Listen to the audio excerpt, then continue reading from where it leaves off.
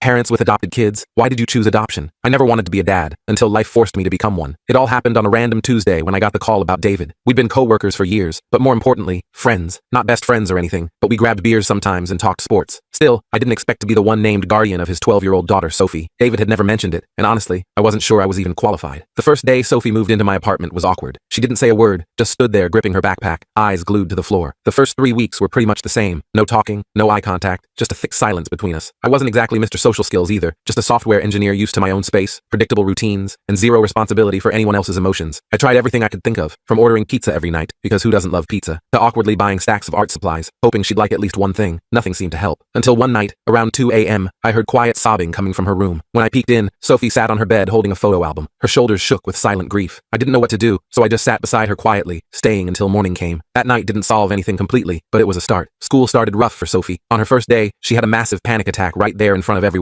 The school called me at work, and before I even knew what I was doing, I'd taken emergency leave. For 2 weeks straight, I spent hours just sitting in the school parking lot, watching the front doors, so she'd know someone was always there. My boss warned me it might cost me my promotion, but for the first time, I didn't care. When Sophie's birthday rolled around, I thought I had it planned perfectly. Cake, gifts, a quiet dinner at home. But when everything fell apart, Sophie finally spoke up, softly telling me her dad used to take her stargazing. Stargazing meant driving 3 hours away from city lights to a dark sky reserve, which meant my anxiety about wide open spaces and night driving went off the charts. But something in her eyes told me I had to do it anyway. Under the massive glittering sky, Sophie started talking, real talking. She shared stories about David, funny, silly, heartbreaking, and suddenly my chest ached in ways I didn't think possible. My grief became our grief. It felt like the start of something real between us, but our bond really got tested at her school's talent show. She stood frozen on stage, staring at the empty chair her dad would have sat in. Without even thinking, I jumped out of my seat, rushed onto the stage, whispered softly into her ear, "I'm right here, kiddo," and took David's place in the audience. Later, she told me that was exactly what her dad always said. Then life threw another curveball. I got my dream job offer across the country the same week we got evicted from David's old apartment. I turned it down immediately, buying a modest house nearby instead, just to keep Sophie close to her friends and school. Stability was something she desperately needed, and I finally realized I needed it too. But just as things calmed down, David's estranged parents stormed into the picture, demanding custody. Sophie overheard them call her a burden, and overnight she retreated completely into herself, convinced she'd lose yet another family. I poured everything I had into lawyers and late nights working. Eventually, I stood in court, publicly admitting something I'd quietly realized months before. I loved Sophie like my own daughter. On our 1-year anniversary, my younger brother had a terrible accident, triggering memories of my parents' fatal crash. That night, everything hit me at once, and I broke down alone in my room. But soon, there was a gentle knock, and Sophie appeared holding 2 mugs of hot chocolate, the same thing I'd always given her after nightmares. She sat quietly next to me, finally whispering how grateful she was that I chose her, even when it was hard. Then she handed me a handmade card. "I love you too, you know." When the adoption finally became official, Sophie decided to hyphenate her last name to Mills Reed, honoring both her dad and me. In the courthouse, surrounded by friends, she hugged me for the first time, whispering softly that sometimes family is who finds you when you're lost, echoing the words I'd once said to her. Turns out, she'd been listening all along.